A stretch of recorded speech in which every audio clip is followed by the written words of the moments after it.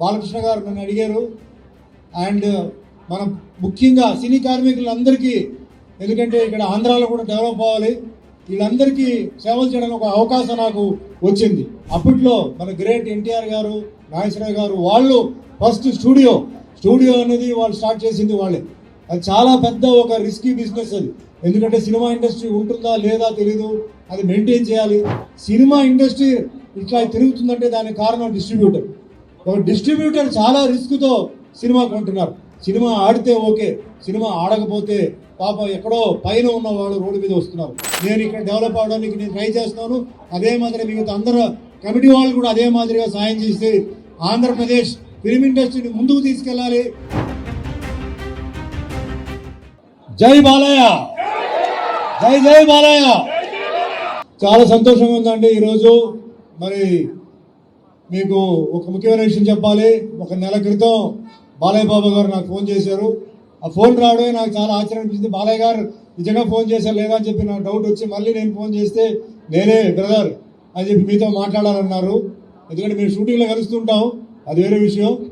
అయితే film development corporation విషయం మాట్లాడాలి. ఇట్లా మేము డెవలప్ చేయాలనుకుంటున్నారు. సీఎం చంద్రబాబు నాయుడు గారు, పవన్ కళ్యాణ్ గారు ఇద్దరు కలిసి ఇట్లా డెవలప్ చేయాలని చెప్పి అనుకుంటున్నారు. వాటిలో కార్పొరేషన్ ఫామ్ చేస్తున్నాం, దాంట్లో మీరు ఒక డైరెక్టర్గా రావాలని చెప్పారు. నేను చాలా హ్యాపీగా ఫీల్ అయ్యాను. ఎందుకంటే ఒకటి, బాలకృష్ణ గారు నన్ను అడిగారు. అండ్ మనం ముఖ్యంగా సినీ కార్మికులందరికీ, ఎందుకంటే ఇక్కడ ఆంధ్రాలో కూడా డెవలప్ అవ్వాలి, వీళ్ళందరికీ సేవలు చేయడానికి ఒక అవకాశం నాకు వచ్చింది. సో నన్ను ఈ కమిటీలో ఒక డైరెక్టర్గా పెట్టడానికి కారణం ఏంటంటే నా ఎక్స్పీరియన్స్, నా ఏజ్, ఇమేజ్, తర్వాత నేను వేరే భాషల్లో యాక్ట్ చేస్తుంటాను కాబట్టి నాకు వేరే నాలెడ్జ్ ఉంటుంది. సో దానివల్ల నన్ను పెట్టడం జరిగింది. సో మాటల్లో మనం డిస్కస్ చేసింది ఏంటంటే, అప్పట్లో మన గ్రేట్ ఎన్టీఆర్ గారు, నాగేశ్వరరావు గారు వాళ్ళు ఫస్ట్ స్టూడియో అనేది వాళ్ళు స్టార్ట్ చేసింది వాళ్ళే. అది చాలా పెద్ద ఒక రిస్కీ బిజినెస్ అది. ఎందుకంటే సినిమా ఇండస్ట్రీ ఉంటుందా లేదా తెలీదు, అది మెయింటైన్ చేయాలి. అయినప్పటికీ వాళ్ళు ఏంటంటే మన తెలుగు వాళ్ళందరూ ఒక స్టూడియో కావాలని చెప్పేసి వాళ్ళు చేయడం జరిగింది. దాని తర్వాత మరి మిగతా విషయాలు చెన్నైలో అక్కడ ఇక్కడ జరిగింది. ఆఖరికి మళ్ళీ సినిమా ఇండస్ట్రీని మళ్ళీ ఇక్కడ తీసుకొచ్చింది గ్రేట్ ఎన్టీఆర్ గారే. అంటే తెలుగు వాళ్ళందరూ ఇక్కడ మన తెలుగు రాష్ట్రంలో ఉండాలి, వాళ్ళు బయట ఊర్లో పనిచేయకూడదు, అందరూ ఇక్కడే ఉండాలని చెప్పి తీసుకొచ్చారు. సరే, తర్వాత రకరకమైన మార్పులు, కొంచెం అప్స్ అండ్ డౌన్స్ అవన్నీ ఉంది.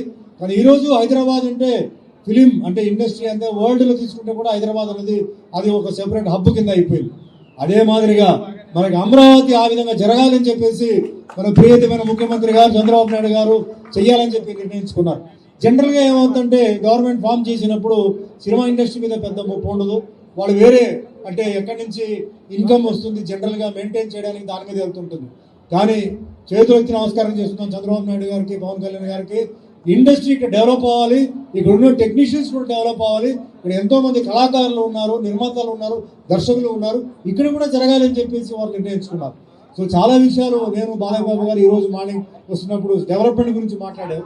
అయితే ముఖ్యమైన విషయం దీంట్లో మాట్లాడింది ఏంటంటే, సినిమా ఇండస్ట్రీ ఇట్లా తిరుగుతుందంటే దానికి కారణం డిస్ట్రిబ్యూటర్. ఒక డిస్ట్రిబ్యూటర్ చాలా రిస్క్తో సినిమా కొంటున్నారు.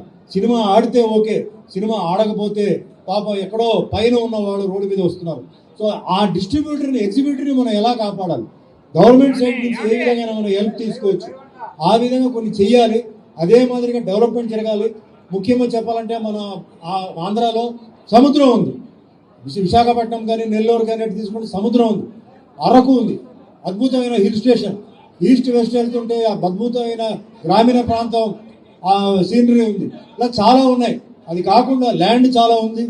కేవలం ఒక ఇక్కడ తెలుగు షూటింగే కాకుండా మరి ఇతర రాష్ట్రాల నుంచి కూడా, అంటే తమిళనాడు ఉండొచ్చు, కేరళ ఉండొచ్చు, కర్ణాటక ఉండొచ్చు, నార్త్ ఇండియా ఉండొచ్చు, అట్నుంచి కూడా వాళ్ళని ఇక్కడ ఇన్వైట్ చేసి షూటింగ్స్కి వాళ్ళకి పర్మిషన్ ఇస్తూ, మనకి మెయిన్ అంటే ఎంప్లాయ్మెంట్ ప్రాబ్లం ఒకటి. అదే మాదిరిగా చాలామంది ఓన్లీ సినీ జీవితం మీద ఆధారపడి ఉన్నారు, పాపం చాలా మంది కష్టాల్లో ఉన్నారు. సో వాళ్ళందరికీ మంచి జరగాలని చెప్పేసి మన ప్రియతమైన ముఖ్యమంత్రి గారు చంద్రబాబు నాయుడు గారు, పవన్ కళ్యాణ్ గారు, ఆయన ముఖ్యంగా బాలయ్య బాబు గారు నిర్ణయించుకున్నారు. సో తప్పనిసరిగా నా సర్వీస్ ఉంటుంది. నేను నా సాయి శక్తి మీద నేను ఇక్కడ డెవలప్ అవడానికి నేను ట్రై చేస్తున్నాను.